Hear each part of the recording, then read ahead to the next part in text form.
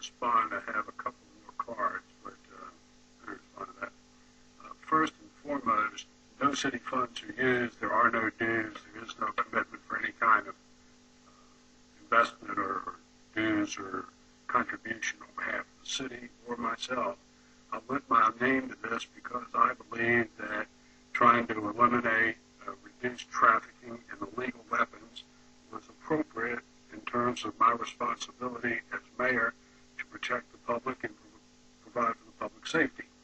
So having said that, I conferred with the police department, asked them to review the goals and objectives of the organization. I talked with some of my colleagues who are mayors around the region about their interest and their views about whether this is something that was appropriate or not. I did not confer with City Council because it wasn't City Council or the body politic who was invited to join. It's a mayor's group.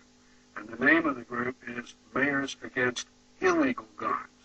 For those of you who are, concerned about this, I respect your concern. However, I have to say that I don't have opposition to people owning guns, but I do have serious concerns about illegal guns in this community.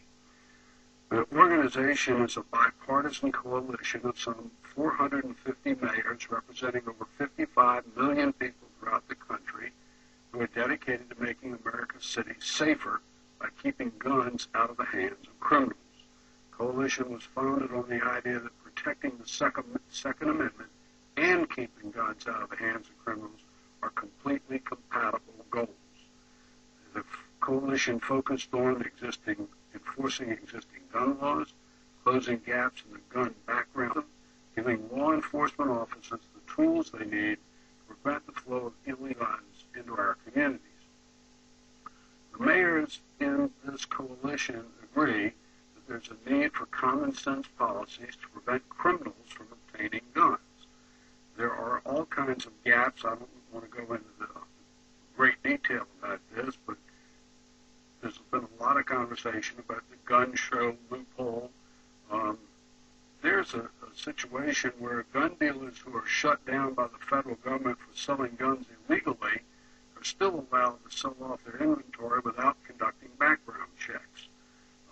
Gun dealers are permitted to hire people, employees, without subjecting them to background checks, even though federal law prohibits individuals with a criminal record or a history of mental illness from buying or selling guns.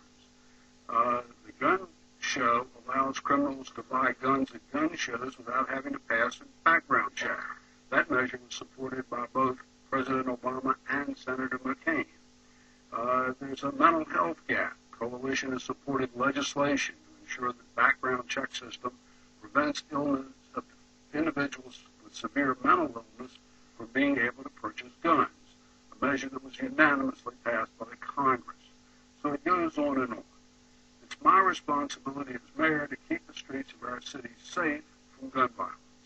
And the mayors in the coalition continue to fight against the flow of illegal guns into our cities, while at the same time respecting our citizens' rights under the Second Amendment.